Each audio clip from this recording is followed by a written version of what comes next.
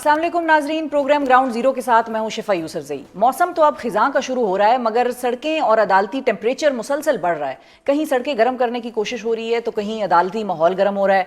PTI अपनी नई हिकमत अमली के तहत पंजाब के मुख्तलिफ शहरों में एहतजाज करने और रैलियां निकालने का प्लान जो कर रही थी उस पर आज अमल पैरा भी हो गए। बाकायदा तौर पर फैसलाबाद, मियांवाली और भावलपुर में आज एहतजाज करने की कॉल दी गई थी, जबकि पंजाब हुकूमत ने इन्हीं शहरों में पहले से ही दफ़ा 144 भी नाफिज कर रखी थी। इसके साथ साथ पीटीआई ने इमरान खान के कहने पर 2 रोज बाद 4 अक्टूबर को डी चौक इस्लामाबाद में एहतजाज की कॉल भी दे रखी है। दूसरी जानिब आज सुप्रीम कोर्ट में आर्टिकल 63A के फैसले के खिलाफ नजरसानी अपीलों की समाअत के दौरान चीफ जस्टिस काजी फायज ईसा और पीटीआई वकील अली जफर के दरमियान तल्ख कलामी भी हुई है। चीफ जस्टिस ने ये रिमार्क्स दिए हैं कि आप हमें बेइज्जत करें तो ये हमें मंजूर नहीं है, ये हम हरगिज बर्दाश्त नहीं करेंगे। इसी गर्मा गर्मी के दौरान अली जफर साहब के कहने पर अदालत ने उनको इमरान खान से जेल में मिलकर आर्टिकल 63A नजरसानी अपील के हवाले से मुशावरत करने की मोहलत देते हुए समाअत कल तक मुलतवी कर दी है। इमरान खान साहब पहले ही चीफ जस्टिस काजी फायज ईसा पर अदम एतमाद कर चुके हैं और अब ये इल्ज़ाम लगा रहे हैं कि 26वीं आईनी तरमीम का मकसद उनको जेल में रखना और चीफ जस्टिस को एक्सटेंशन देना है। पीपल्स पार्टी और नून लीग पहले ही 26वीं आईनी तरमीम के हवाले से मुतहर्रिक हो चुकी हैं और आज नवाज शरीफ साहब का खुसूसी पैगाम मौलाना फजल रहमान तक सेनेटर इरफान सिद्दीकी साहब के जरिए पहुंचाया गया है। जबकि नवाज शरीफ साहब ने पीटीआई कारकर्दगी पर सवाल उठाते हुए ये इल्ज़ाम लगाया है कि पीटीआई सिर्फ मार धाड़ में नंबर 1 है और कारकर्दगी में 0 है। अली अमीन गंडापुर साहब के पिंडी एहतजाज के बाद दिए गए बयान पर भी नवाज शरीफ साहब ने तनकीद करते हुए ये सवाल पूछा कि क्या पीटीआई पंजाब और खैबर पख्तूनख्वा में खून खराबा करना चाहती है। पीटीआई अब आने वाले दिनों में क्या हिकमत अमली अपनाने जिस तरह से ये डी चौक का 4 अक्टूबर वाला जो रैली है या जो प्रोटेस्ट है, एहतजाज है, ये करेंगे और कौन कौन उसमें गिरफ्तारियां देने के लिए रेडी है। बिल्कुल इस हवाले से गुफ्तगू करने के लिए हमारे साथ मौजूद हैं स्टूडियो में पीटीआई के सीनियर रहनुमा और कौमी असम्बली में अपोजिशन लीडर उमर अयूब खान साहब। अस्सलाम वालेकुम उमर साहब। वालेकुम अस्सलाम। बहुत शुक्रिया उमर साहब, आपने वक्त निकाला। सबसे पहले तो ये बताएं कि आज आप लोगों के 3 शहरों में एहतजाज की कॉल थी, भावलपुर, मियांवाली और फैसलाबाद। कैसा रिस्पांस था वहाँ पर पब्लिक का, क्योंकि 144 तो वहाँ पर नाफिज थी, क्या हुआ?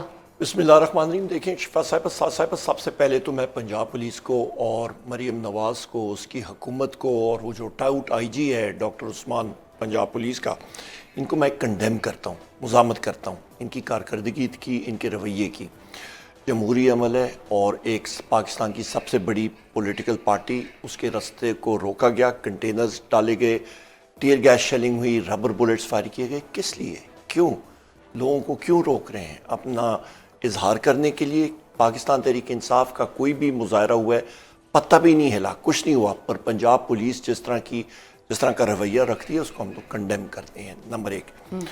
दूसरी बात, आपने बात की जनाब रिस्पॉन्स की भी अल्हम्दुलिल्लाह बेहतरीन रिस्पॉन्स था। लोग जो हैं वो फ्रस्ट्रेटेड है इस फैशिज्म के ख़िलाफ़, फस्तैयत के ख़िलाफ़, और उसके ख़िलाफ़ वो रिएक्शन शो कर रहे हैं। और आज सुबह मैं कल भी एक जगह पे हरीपुर में गया हुआ था अपने आबाई हल्के में, वहाँ पे बेल्स थी, आज भी मेरी बेल्स हैं, कल फिर बेल्स हैं। तो हम लोग तो एक जलसा ख़त्म होता है तो 3 पर्चे चला, हमारा तो वो एक साइकिल चल रहा है।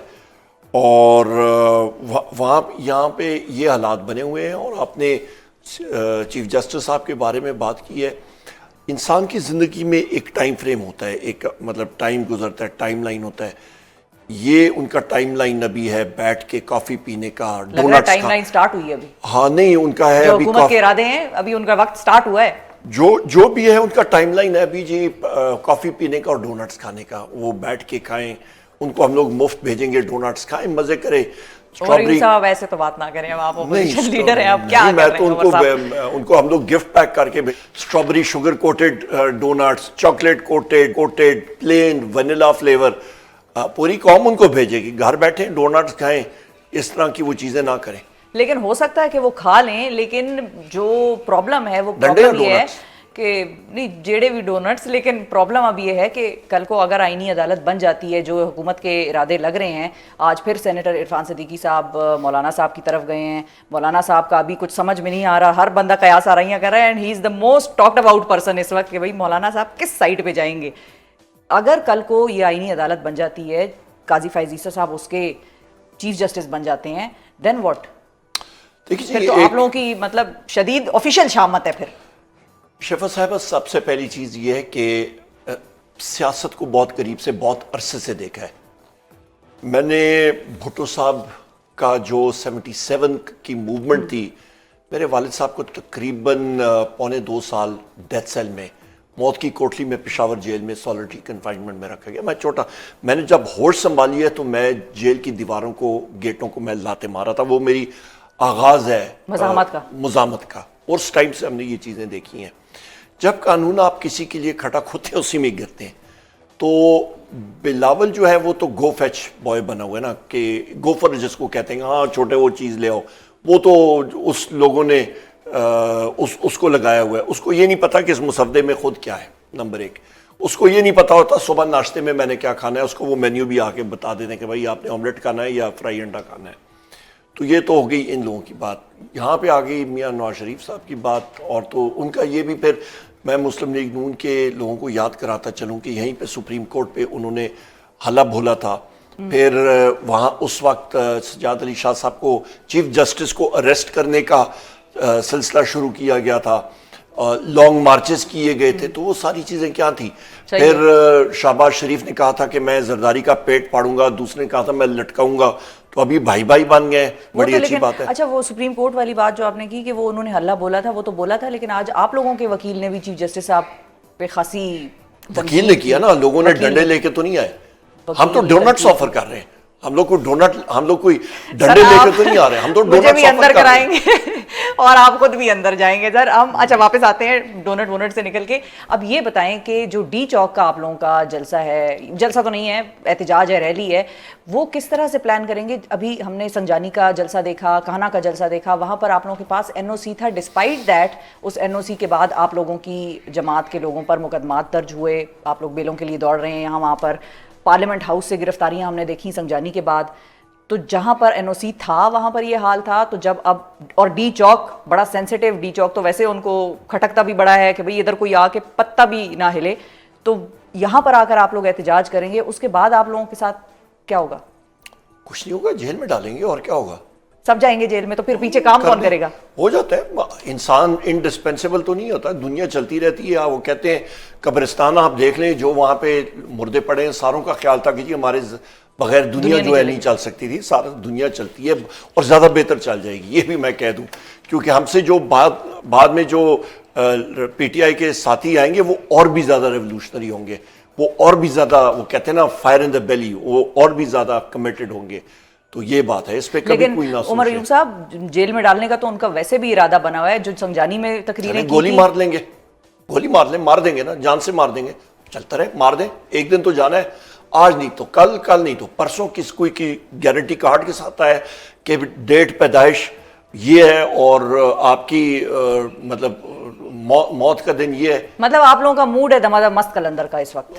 انہوں نے، ہم لوگ اپنا جمہوری اور آئینی حق مانگنے کے لیے اور اس کو ایکسرسائز کرنے کے لیے آ رہے ہیں. آگے کوئی مانے نہ مانے. وہ کہتے ہیں آپ لوگ جب بات کرتے ہیں، اور میڈیا پہ بھی وہ یہ تنقید کرتے ہیں، ہم نے جب بھی کسی سے پوچھا کہ بھائی احتجاج کرنا آئینی حق ہے، آئین میں موجود ہے، تو وہ کہتے ہیں آئین میں بالکل احتجاج موجود ہے، لیکن آئین میں یہ بات موجود نہیں ہے کہ تم ایک گولی مارو گے تو ہم 10 ماریں گے، اور اس کو آئین کور نہیں دیتا.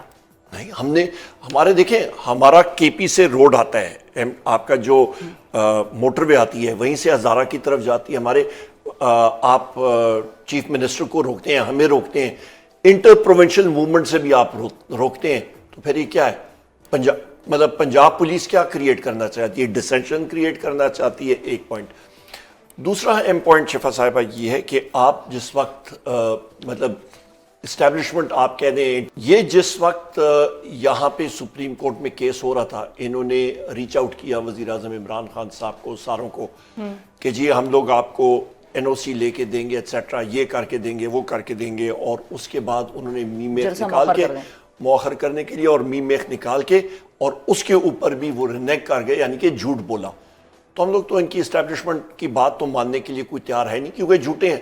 انہوں نے ریٹائر ہو جانا ہے. انہوں نے کسی کی 2 سال مدت ہے، کسی کی 1 سال ہے، کسی کی 3. یعنی کہ 22 اگست کو خان صاحب کو ڈیل آفر ہوئی تھی.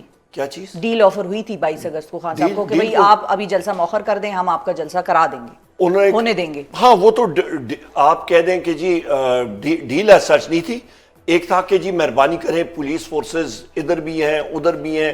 اور خان صاحب نے کہا کیونکہ یہ کیس اس نوعیت کا ختم نبوت کا، اس میں کوئی خلل نہیں کرنا چاہتا. پھر انہوں نے بلا کے کہا کہ ٹھیک ہے اس کو آگے کر دیں، 8 سپتمبر کو کر دیں. پر بات یہ ہے، سب سے اہم بات یہ ہے کہ اس وقت ہم لوگ اپنا آئینی اور جمہوری حق استعمال کر رہے ہیں، ہمیں اسے کوئی چیز نہیں روک سکتا. اور جو انہوں نے قانون سازی کی تھی کہ اسلام آباد میں بغیر این او سی کے جلسہ نہیں کر سکتے، یہ میں آپ کو کہہ سکتا ہوں انشاءاللہ تعالیٰ وہ وقت آئے گا، یہی قانون ان کے گلے کا پھندا بنے گا اور اسی قانون کے تحت یہ اندر ہو رہے ہوں گے. یہ مجھ سے آپ گارنٹی لکھ لیں. اور اس وقت حکومت کس کی ہوگی؟ حکومت جس کے ایکس وائی زیڈ کی ہو، پر وہ حکومت ان کو ڈونٹ آفر نہیں کرے گی. اچھا ٹھیک ہے، وہ ڈونٹ بھی نہیں آفر کریں گے. عمر ایوب صاحب یہ بتائیں کہ اسٹیبلشمنٹ کا چونکہ آپ نے ذکر کیا اور اسٹیبلشمنٹ سے مذاکرات کے حوالے سے خان صاحب نے یہ کہا کہ ہم تو کوئی اب بات چیت نہیں کرنا چاہ رہے، کسی قسم کی کوئی انگیجمنٹ نہیں چاہتے. دوسری طرف پارٹی کے کچھ رہنماؤں کا یہ خیال تھا کہ بھئی ان کے ساتھ کچھ انگیجمنٹ ہو سکتی ہے. اب معاملہ کدھر اٹکا ہوا ہے یا کہاں پر ہے exactly? Where do you stand? P T I میں صرف ایک شخص ہے جو ڈیسائیڈ کرتا ہے، ان کا نام وزیر اعظم عمران خان ہے. انہوں نے ڈیسائیڈ کیا ہوا ہے نو ٹاکس. نو ٹاکس، نو ٹاکس، بات ختم ہو گئی، انسٹرکشن آ گئی ہیں بس. Until when? Imran Khan says, وزیر اعظم عمران خان سیز، ختم ہوگی بات. انہوں نے کہا جی یہ لائن ہے، لائن ہو گئی، ختم ہو گئی بات. یہاں ایک بات یہ بھی نکلتی ہے نا کہ جب جو بھی پارٹی حکومت میں ہوتی ہے، ہم نے دیکھا ہے کہ وہ یہ فل سرکل بھول جاتے ہیں. ان کو پہلا صفحہ یاد رہتا ہے. خان صاحب بھی یہ کہتے تھے کہ ہم اور باجوہ صاحب کے تعلقات مثالی ہیں، ہماری حکومت کے اور باجوہ صاحب کے، اور وہ کوئی بھی حکومت ہو وہ صفحہ نمبر 2 اور صفحہ نمبر 3 ان کو پھر یاد نہیں رہتا، وہ پہلے صفحے کی گردان سناتے ہیں ہمیں. نہیں، میرا خیال ہے وہاں پہ انہوں نے بات، خان صاحب نے تو بات وہ کلیئر کرتے تھے، مثالی ان شروع میں ٹھیک تھے، پر اس کے بعد تو آپ کو پتہ ہے 2018 کے اینڈ میں 2019 میں خواجہ آصف نے خود کہا ہے کہ جنرل باجوہ نے ان کو ریچ آؤٹ کیا اور کہ جی حکومت تختہ عمران خان صاحب کا الٹانا ہے.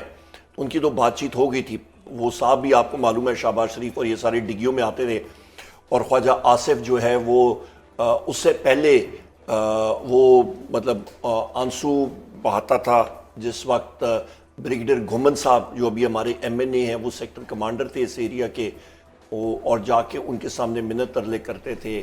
وہ بھی چیز سامنے ہے، ابھی تو بڑھ کے مارتے ہیں. اس کے بعد آپ وہ بھی ٹائم یاد کریں کہ لیکن خواجہ صاحب کا یہ بھی بیان آپ کو یاد ہوگا عمر صاحب کہ وہ یہ بھی کہتے تھے کہ 2019 میں تو فیض صاحب ہمیں یہ آفر کر چکے تھے کہ آپ کی حکومت بنواتے ہیں اور پی ٹی آئی کو چلتا کرتے ہیں، اور ایک طرح سے وہ یہ بتاتے ہیں کہ یہ تو ہم تھے جنہوں نے وہ آفر قبول نہیں کی. انہوں نے نہیں، کووڈ آ گیا تھا، وہ آفر کولڈ سٹوریج میں چلی گئی تھی. وہ اس کے بعد پھر یہ ساری کی ساری چیزیں شروع ہوئیں، اور جنرل باجوہ ہی تھے جن کے وقت پہ ووٹ آف نو کانفیڈنس آیا تھا. اور جنرل باجوہ کو آج یہ سارے کے سارے انکلوڈنگ خواجہ آصف اور یہ سارے گالیاں دیتے ہیں. تو جس وقت وہ تھے پاور میں اس وقت تو یہ اچھا جنرل مشرف سے بھی اوتھ انہوں نے لیا تھا. یہ بات کرتے ہیں نا ایز فیڈرل منسٹرز، 2008 میں ان سارے لوگوں نے اوتھ جنرل مشرف سے لیا تھا. وہ تو اب سب کی غلطیاں پھر ہیں، کوئی نہ کوئی غلطیاں تو سب کی نکل آتی ہیں. لیکن اب ماضی سے ہم حال اور مستقبل قریب کی طرف جائیں. اگر 63A کا فیصلہ اگر اگلے 48 گھنٹوں میں لیٹ سے آ جاتا ہے کوئی بھی فیصلہ، آپ لوگوں کے کتنے ایم این ایز ایسے ہیں جو آپ کو لگتا ہے کہ وہ یہ لوگ ان کو اپروچ کریں گے کسی اور؟ ہمارے ایم این ایز سیف ہیں الحمدللہ. 5 کی تو بات آ رہی ہے، 5 سے کم ہے. ہمارے ایم این ایز سیف ہیں الحمدللہ. دیکھیں جی اس وقت شفا صاحبہ حالات یہ ہیں گراؤنڈ پہ کہ کسی شخص نے یا وزیر اعظم عمران خان صاحب یا پاکستان تحریک انصاف کے ساتھ کسی قسم کا فراڈ یا کچھ کیا، وہ کیا اس کا خاندان بھی پھر سیاست کرنا کم از کم پاپولر پالیٹکس نہیں کر سکے گا. وہ تو لیکن اس کی مستقبل ہے نا، وہ آگے جو بھی کر سکے یا نہ کر سکے. ابھی حال میں تو آپ لوگوں کو وہ نقصان پہنچا جائیں گے اگر وہ ٹوٹ گئے آپ لوگوں سے. نہیں ٹوٹیں گے انشاءاللہ. اور مولانا صاحب کب مانیں گے آپ لوگوں کی بات؟ وہ قائم ہے الحمدللہ، وہ بھی قائم ہے. آج ان سے سینیٹر صاحب ملے ہیں، صدیقی صاحب، جو مرضی ہے ملے، جو مرضی ہے ملے. نواز شریف صاحب نے اپنا لندن جانے کا پلان بھی مؤخر کر دیا ہے، وہ نہیں جا رہے because he is assuming, party is assuming, government is assuming کہ بھئی آنے والے کچھ دنوں میں یہ ووٹنگ ہونی ہے. نواز شریف صاحب کا ووٹ بڑا قیمتی ہے. پلیٹلیٹس گر جائیں گے، چلے جائیں گے. ووٹ دے کے جائیں گے نا، ووٹ تو دے ہی دیا. پلیٹلیٹس ان کی پلیٹلیٹس پھر گر جائیں گے، پھر ایک دم جانا پڑے گا.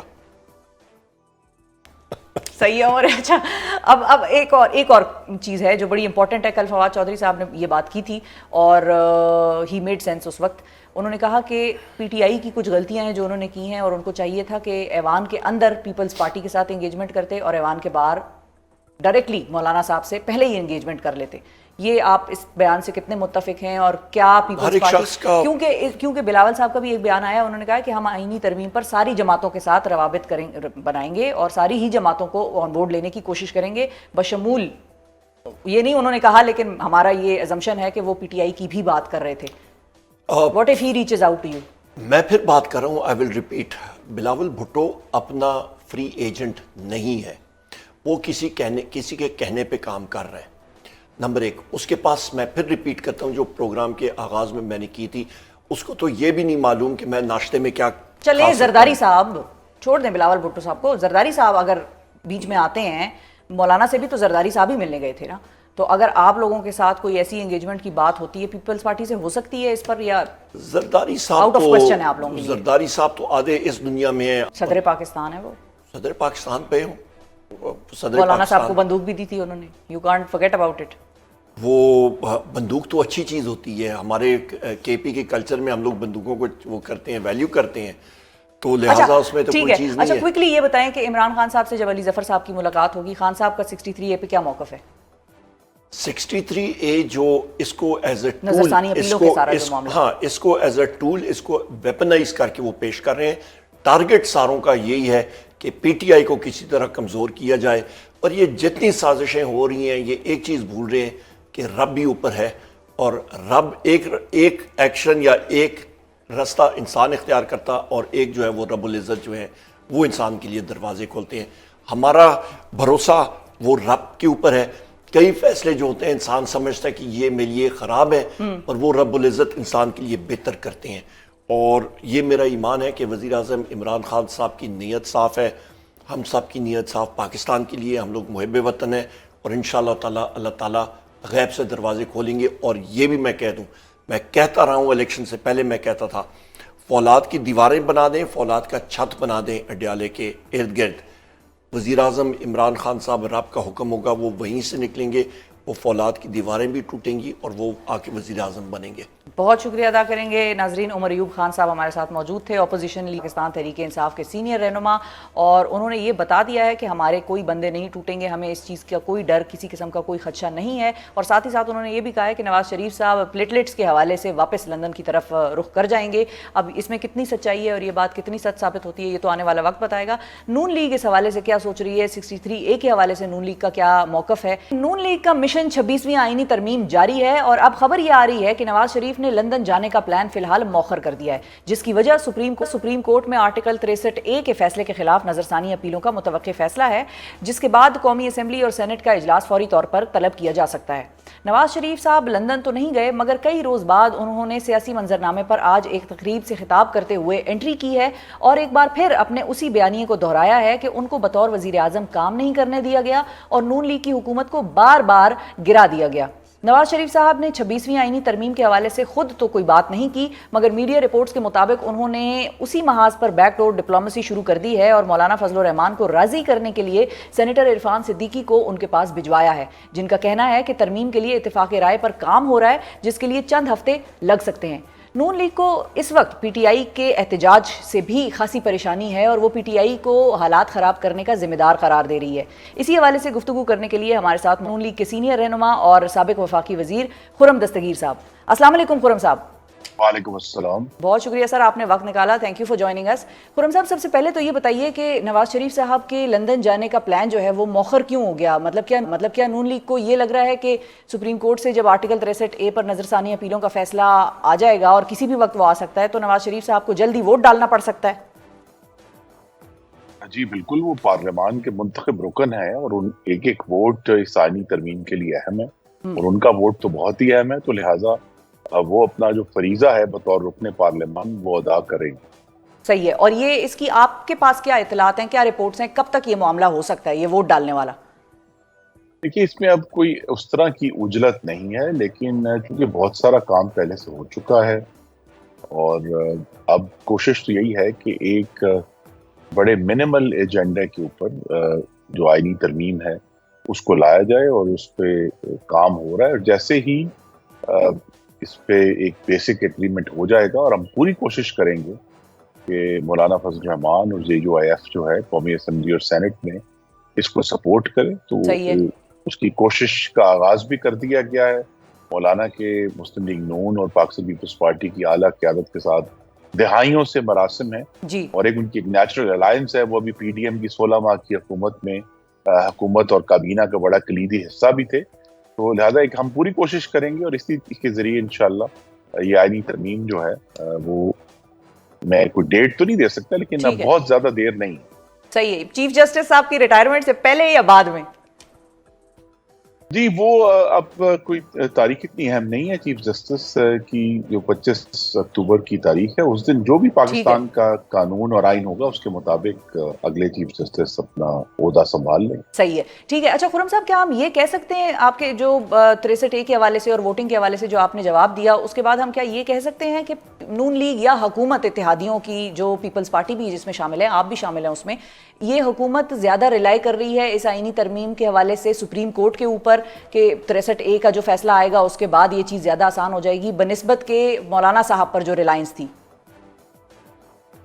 جی نہیں, ہماری تو کوشش یہ ہے کہ ایک آئینی ترمیم ایک ایسا قانون میں تبدیلی ہے جس کے لیے تمام جماعتوں سے بلا تخصیص رابطہ کیا جاتا ہے اور کوشش کی جاتی ہے کہ اگر آپ کے پاس موجودہ تعداد ہو بھی جو مطلوبہ ہے اس سے جتنی زیادہ میکسیمم حاصل کی جا سکتی ہے تاکہ آئین کی ترمیم کے پیچھے زیادہ سے زیادہ جو منتخب نمائندے ہیں وہ کھڑے ہوں. تو وہ کوشش جاری رہے گی. یہ 63A کا فیصلہ تو آپ سمجھیں 2 سال پہلے کی ایک جو بہت بڑی گمبھیر ناانصافی کی گئی تھی مسلم لیگ نون کے ساتھ اس کا ازالہ ہم چاہ رہے ہیں کہ اس وقت سپریم کورٹ نے چند ہفتوں میں اپنا فیصلہ الٹا کر مسلم لیگ نون کی پنجاب حکومت جو ہے اس کو الٹا دیا تھا. تو وہ ایک بالکل صریحاً سیاسی فیصلہ تھا اور جس میں آئین کو دوبارہ ری رائٹ کر کے ہمیں سیاسی نقصان پہنچایا گیا. تو ہم چاہیں گے کہ اس کا ازالہ ہو. اور جو بات بہت سارے لوگ کر رہے ہیں کہ جی یہ فلور کراسنگ کی جو ترمیم ہے 14ویں آئینی ترمیم وہ مسلم لیگ نون نے کی تھی اور اس کا 63A کے فیصلے سے کوئی تعلق نہیں ہے. وہ فلور کراسنگ کے خلاف جو پابندی ہے کہ اس کے خلاف جو رکاوٹ ہے وہ اپنی جگہ آئین میں موجود پہلے بھی تھی اور بعد میں بھی رہے گی. ٹھیک ہے. تو خرم صاحب یہ ازالہ اب جب لوگوں کو نظر آتا ہے وہ ازالہ یہ کہہ رہے ہیں کہ ایسا لگ رہا ہے کہ وہ ازالہ تو آپ لوگ کرنے کی کوشش کر رہے ہیں چاہے اس میں پی ٹی آئی کے لوگ آ کر آپ لوگوں کی اس آئینی ترمیم پہ ووٹ ڈالیں اور سپریم کورٹ کے تھرو یہ سہولت کاری ہو. دیکھیے پی ٹی آئی کا جو ہے پارلیمان میں اس وقت کوئی موجودگی نہیں ہے. وہ سب اراکین اپنے دستخطوں سے سنی اتحاد کونسل میں حلف دے چکے ہیں کہ وہ اس کے رکن ہیں. پارلیمان نے اس پر قانون سازی بھی کر چکی ہے. سپریم کورٹ فیصلہ بھی ہے سر سپریم کورٹ کا اس پہ ابھی معاملہ اٹکا ہوا ہے. میں وہ فیصلہ ہی بتانے لگا ہوں. 31 سال فیصلے پہلے باز محمد کاکڑ کیس میں سپریم کورٹ نے واضح طور پر کہہ دیا تھا کہ ایک ایسی صورتحال جس میں سپریم کورٹ کی تشریح موجود ہو اور قانون آ جائے تو قانون تشریح پر بالادست ہو. صحیح ہے. اچھا اب ذرا میاں صاحب کی طرف آتے ہیں. آج انہوں نے بڑی اسپیشل انٹری کی ہے واپس بڑے عرصے بعد انہوں نے بیان دیے اور ان کا ایک ٹاک سامنے آئی سب کے. آخر کیوں اب تک میاں صاحب اپنا وہی 90 کی دہائی والا پرانا بیانیہ جو ہے وہ دہرا رہے ہیں؟ نئے بیانیے میں مطلب کیا پرابلم ہے کوئی نیا بیانیہ شیپ کرنے میں؟ کیونکہ اس پرانے بیانیے سے تو پی ٹی آئی کے بیانیے کو کاؤنٹر نہیں کر سکتی نون لیگ. نیا بیانیہ چاہیے خرم صاحب. جی یہ رائے بھی صاحب ہے کہ نیا بیانیہ چاہیے لیکن میاں نواز شریف ایک ہی بیانیے پر پہلے بھی قائم تھے اور آج بھی قائم ہیں کہ ہمیں اس ملک کو بطور جمہوریت نقصان پہنچایا اس کی معاشی ترقی کرنی. ہمیں اس کو ڈیولپ کرنا ہے اور ہمیں اس ملک میں رہنے والوں کے لیے نیا روزگار پیدا کرنا ہے مرد و خواتین کے لیے اور اس کے لیے ہمیں جہاں جہاں جدیدیت لے کر آنی ہے. مثلا اس ملک کی جو جتنا بھی میجر انفراسٹرکچر ہے وہ مسلم لیگ نون کا اور میاں نواز شریف کے دور کی یادگار ہے. اور اگر میں یہ سوچ رہا تھا کہ اگر یہاں پورے ملک سے مسلم لیگ نون کا بنایا ہوا انفراسٹرکچر اگر کوئی اڑا دے تو یہاں تو کھنڈر بچیں گے. تو لہٰذا وہ ان کا جو بیانیہ ہے اس سے نہیں انکار کر سکتے. صحیح بات ہے کہ ہمیں اس ملک کو ترقی دینی ہے. اب اس بیانیے کو کس نئے پیرائے میں اگر میں استعمال کر کے اس بیانیے کو ٹک ٹاک پہ کیسے لے کر آنا ہے، ٹھیک ہے. یہ آپ کا بڑا انٹرسٹنگ ہے وہ تھا کہ ٹک ٹاک پہ لانا ہے، واقعی ٹک ٹاک پہ لانا ہے خرم صاحب. لیکن اس بیانیے میں ایک مسئلہ یہ ہے، چاہے کسی بھی سائڈ سے ہم دیکھیں، کہ دوسری سائڈ کا بیانیہ جو ہے وہ ہے ہیومن رائٹس، احتجاج، freedom of assembly, freedom of speech, freedom of جو پیسفل پروٹیسٹس ہیں، اور دوسری طرف آپ لوگوں کا ہے وہ اسٹرکچرل ڈیولپمنٹ، جس سے کہ انکار کوئی نہیں ہے. لیکن ایک طرف وہ زیادہ حاوی نہیں ہو گیا؟ مطلب جب ہم یہ سنتے ہیں میاں صاحب سے کہ میری حکومت گرائی گئی، ملک کو معاشی نقصان پہنچایا گیا اور بار بار کیا گیا، یہ ایک دفعہ کی کوئی بات نہیں ہے، تو پھر دوسرے بھی تو یہی کہہ رہے ہیں کہ ہماری بھی حکومت گرائی گئی. تو اب جو یہ آئینی ترمیم ہوگی، یہ آئینی کوٹ بنتا ہے یا جو بھی ہے، آپ کو کسی موقع پر پی ایم ایل این کے درمیان یہ تاثر پایا گیا یا کوئی یہ سوچ آئی کہ ہو سکتا ہے کل کو اسی چیز کا نقصان ہماری پارٹی کو یعنی کہ نون لیگ کو ہو؟ جی نہیں، میں سمجھتا ہوں کہ یہ بھی 18 سال پرانا ایجنڈا ہے وثاق جمہوریت میں. محمد نواز شریف اور شہید بے نظیر بھٹو کے درمیان جو ہوا تھا، اس میں واضح طور پر اس کی ایک شک ہے کہ کانسٹیٹیوشن کوڈ بنایا جائے گا، اسی لیے کہ اس وقت تک بھی ہمیں دونوں جماعتوں کو یہ نقصان پہنچ چکا تھا عدالت کے ناحق فیصلوں سے. بعد میں یہ بات مزید واضح ہوئی ہے کہ عدالت کا جو سیاسی معاملات میں تجاوز ہے وہ تو اب ایک بہت زیادہ بڑھ چکا ہے، تو اس کے اوپر کنسنسس ہے کہ یہ ہمیں درست کرنا ہے. اور سپریم اور اگر وہ کل تحریک شروع ہو گئی خرم صاحب بڑی سیریس نوعیت کی؟ جی ضرور، وہ ضرور چلائیں، لیکن دوسری طرف دیکھیے کہ بڑا واضح ہے کہ ملک الحمدللہ کچھ سالوں کے بعد اب معاشی استحکام کے قریب جا رہا ہے. ہر گزرتے دن کے ساتھ ملک میں مہنگائی کم ہو رہی ہے. اس کا مطلب ہے کہ قیمتیں جو پہلے بہت ایک ہوش روا طریقے سے بڑھ رہی تھیں وہ نہیں بڑھ رہی. پیٹرول کی قیمتیں کم ہو رہی ہیں، کرنٹ اکاؤنٹ ڈیفیسٹ جو ہے پازیٹو ہو گیا ہے، ٹیکسیشن پہلے سے بہت امپروو ہو گئی ہے، اس پہ ٹیکس کی جو کلیکشن ہے، ایکسپورٹس جو ہیں. دیکھیں نا، یہ ابھی ہم جو ڈسکشن کر رہے ہیں بیانیے کی، جو مخالف جماعت ہے اس نے ایک جھوٹ پھیلایا کہ جی ملک میں جو فیصل آباد میں کتنے 100 یونٹ جو ہیں وہ بند ہو گئے ہیں اور وہاں بیڑا غرق ہو گیا ہے. فیصل آباد سے یاد آیا خرم صاحب، وہ احتجاج کر رہے ہیں فیصل آباد میں آج، ان کا احتجاج تھا، لیکن چھوڑتے نہیں نا آپ لوگ. 144 لگی ہوئی ہے ادھر. جو بات میں کرنا چاہتا ہوں کہ یہ بیانیہ جھوٹ پر مبنی بیانیہ پورے ملک میں پھیل گیا. لیکن جب اگست کے اعداد و شمار سامنے آئے تو پتہ چلا کہ اگست کے مہینے میں، جس مہینے میں انہوں نے کہا تھا کہ فیکٹریاں بند ہو گئی ہیں، فیصل آباد سے ٹیکسٹائل کی ریکارڈ ایکسپورٹ ہوئی ایک مہینے. صحیح ہے. تو لہٰذا یہ کہنا کہ جی اصل جو وہ جھوٹ، یہ ضرور ہے. آئی تھنک مسلم لیگ نون کے لیے چیلنج ہے، ہم سب جو اس جماعت کے رکن ہیں، کہ آج کل کے دور میں جو ابلاغ ہے وہ 24/7 ہے، وہ 24 گھنٹے کا ابلاغ ہے. اور لہٰذا ہمیں پہلے سے زیادہ بہت تندہی سے اور بڑی تیزی سے اور پرومپٹلی اس سب جھوٹ اور پروپیگنڈے کا سامنا کرنا ہے. مثلا جو بات ابھی آپ نے کی، ایک بڑی اہم ایشو ہے کہ کہا جی احتجاج کا حق ہے. اب اگر آپ آرٹیکل 19 پڑھیں آئین کا، اس میں ضرور ہمیں اظہار رائے کی آزادی ہے، لیکن اس کے آخر میں ایک قدغن ہے، انسائٹمنٹ ٹو آفینس، یعنی جرم کرنے پر اکسایا نہیں جا سکتا. ایسی تقریر کو آئین کا تحفظ حاصل نہیں ہے. جو ایک ملک کا وزیر اعلیٰ یہ دھمکی دے گا کہ میں لشکر لے کر کسی دوسرے صوبے کی جیل کو توڑ کر قیدی کو رہا کراؤں گا، اگر یہ انسائٹمنٹ ٹو آفینس نہیں ہے تو اور کیا ہے؟ تو ایسی جو چیز ہے یہ پروٹیکٹڈ نہیں آئیں گے. اگر آپ آفینس کے اوپر اکسا رہے ہیں اپنے کو، اور خاتون وزیر اعلیٰ کو دھمکیاں دے رہے ہیں، خاتون صحافیوں کے بارے میں نازیبہ گفتگو کر رہے ہیں، تو یہ اظہار رائے کی آزادی نہیں ہے، اور یہ سپیچ جو ہے اس کی پاکستان کا آئین اجازت نہیں دیتا. نہیں ہے بالکل. اس کے خلاف مقدمے ہونے چاہیے، اس کے خلاف سوئفٹ ایکشن ہونا چاہیے. لیکن پھر وہی بات ہے کہ ساتھ پھر اس پہ ہم ساری پارٹی کو یا سارے لوگوں کو، ورکرز کو، کل ہم نے بلایا ہوا تھا وہ 83 سالہ خاتون اماں بی بی جو تھیں، جو پنڈی سے گرفتار ہوئی، ان کی تو روداد سن کے وہ کہتی ہیں پنجاب پولیس نے میرے بیگ سے 2000 روپے بھی نکال لیے. تو وہ یہاں پر پھر ایسی کہانیاں بھی خرم صاحب سامنے آتی ہیں. فائنلی آپ سے بالکل ہے جی، آپ سے خرم صاحب فائنلی یہ پوچھنا چاہوں گی کہ مولانا فضل الرحمان صاحب کے ساتھ فرنٹ ڈور جو ملاقاتیں تھیں ان سے تو کچھ نہیں نکلا، اور انہوں نے کہا کہ نہیں بھائی مجھے تحفظات ہیں اس مطلب مسودے پہ اور ہم اپنا دیں گے، اور جو بھی معاملات وہ ہوئے. تو اب بیک ڈور کے جو روابط ہیں اور جو کہ عرفان صدیقی صاحب آج گئے اور ان سے ملاقات وغیرہ ہوئی، وہ کتنی کارگر ثابت ہوگی؟ جی ایک ایسا سچویشن ہے جس میں انگریزی کا لفظ ہے برنک مینشپ، کہ معاملات کو آخری جو ایج ہے وہاں تک، برنک تک لایا جاتا ہے. تو یہ معاملات جو ہیں برنک تک جائیں گے. تو میں آپ کے ناظرین کے لیے عرض کر دوں کہ آئینی ترمیم को जांचने के लिए कि ये कब हो रही है, ये उस दिन हम सबको अंदाजा होगा जिस दिन उसका मुसवदा काबीना में पेश होकर मंजूर होगा। उससे पहले सिर्फ कियास आराई। ठीक है, बहुत शुक्रिया अदा करेंगे हम खुरम दस्तगीर साहब। नाजरीन, हमारे साथ है मुस्लिम लीग नवाज़ के सीनियर रहनुमा, और खुरम साहब ने हमारे प्रोग्राम में इस चीज़ की तस्दीक कर दी है कि इस चीज़ का कवी इम्कान है कि 26वीं आइनी तरमीम की मंजूरी और उसकी पार्लियामान में पेशगी ये हो जाएगी आने वाले कुछ दिनों में, और मियाँ साहब ने भी उसमें वोट डालना है ज़ाहिर है, और इसी वजह से गालिबन उनका प्लान जो है लंदन जाने का वो भी मौखर हो गया है। इस बात की तस्दीक आज खुरम दस्तगीर साहब ने हमारे प्रोग्राम में कर दी है।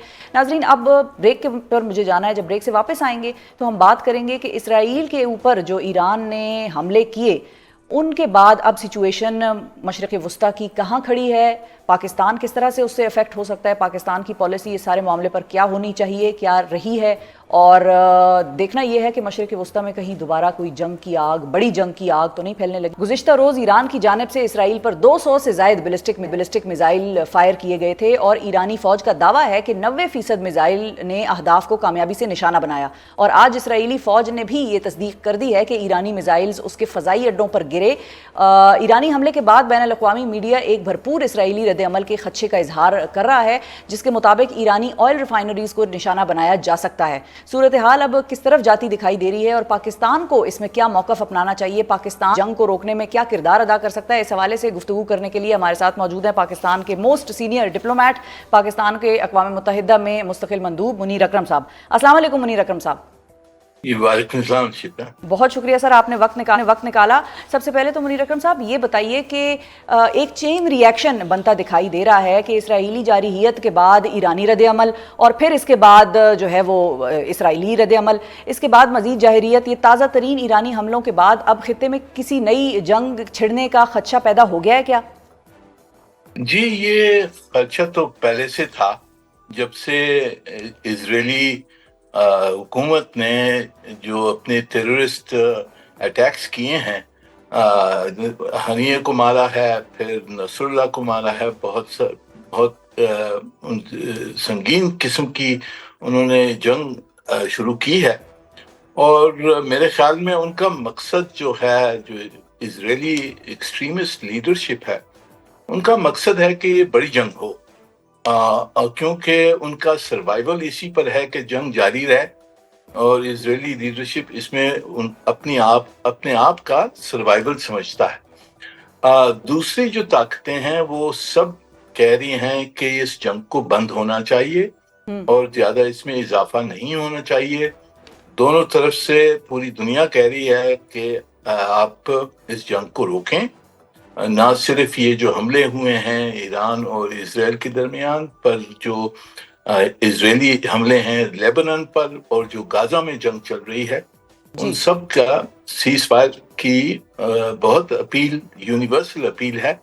सेक्रेटरी जनरल साहब ने कुछ लम्हे पहले सिक्योरिटी काउंसिल से खिताब किया, और उसमें भी उन्होंने यही कॉल किया है कि एक कॉम्प्रिहेंसिव इसमें पीस सीज फायर होना चाहिए और फिर सोल्यूशन की तरफ जाना चाहिए। बिल्कुल सही है। अच्छा मुनीर अकरम साहब, अब जाहिर है आपने सेक्रेटरी जनरल का भी जिक्र किया, उन्होंने भी कहा कि सीज फायर होना चाहिए।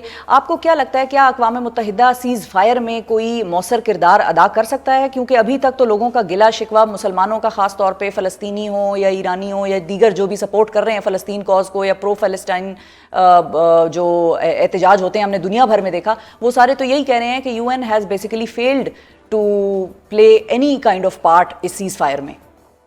ये देखें, इसमें UN का फेलियर मैं नहीं समझता हूँ, ना सलामती काउंसिल का।